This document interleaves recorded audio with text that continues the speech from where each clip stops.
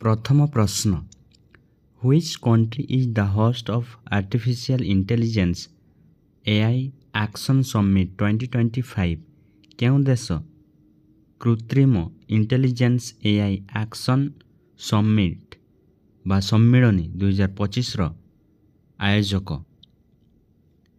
यार सठिक उत्तरटी होउछि ऑप्शन ए फ्रांस।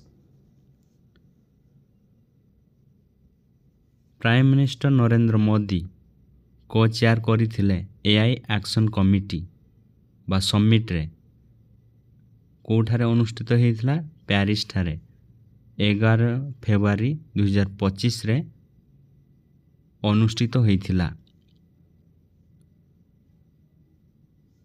परवर्ती प्रश्न India's first indigenous automated biomedical waste treatment plant has been launched in which city केउं सहर रे भारतर प्रथम स्वदेशी स्वयंचालित बायोमेडिकल वर्ज्यवस्तु ट्रीटमेंट प्लांट आरंभ करा जाइछि।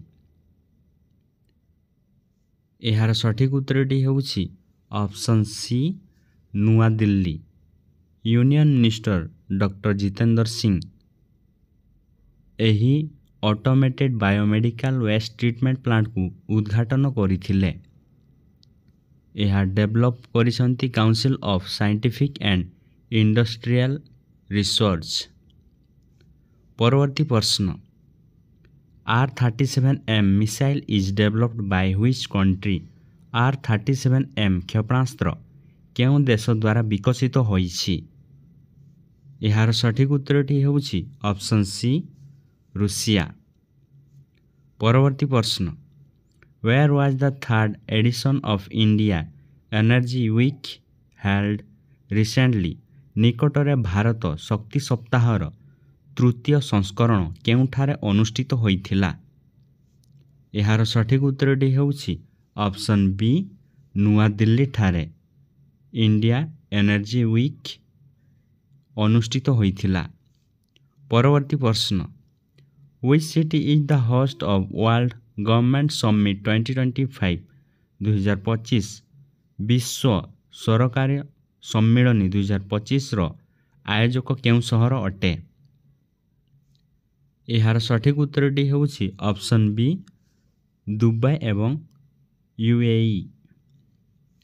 परवर्ती प्रश्न Brahmagiri wild life sanctuary is located in which state. Brahmagiri वन्यप्राणी अभयारण्य केउं राज्य रे अवस्थित। यार सठिक उत्तरटी होउछि ऑप्शन ए कर्नाटक। परवर्ती प्रश्न the rare crocodile catfish has been discovered in which river recently निकटरे केउं नदी रे विरल कैटफिश आविष्कृत होइछि। यार सठिक उत्तरटी होउछि ऑप्शन सी बेटवा भोपाल। परवर्ती प्रश्न the panchayat devolution index report is released by which ministry केउं मंत्रालय द्वारा पंचायत विवर्तन सूचकांक रिपोर्ट प्रकाश पाइछि।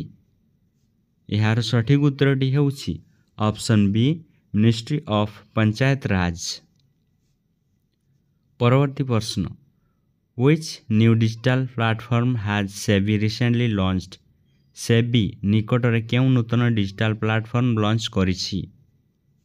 यार सठिक उत्तरटी होउछि ऑप्शन ए मित्र।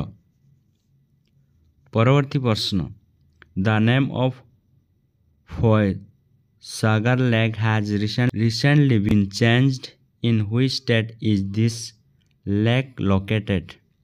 निकटरे फ सागर ह्रदर नाम परिवर्तन करा जाइछि। एही ह्रद केउं राज्य रे अवस्थित।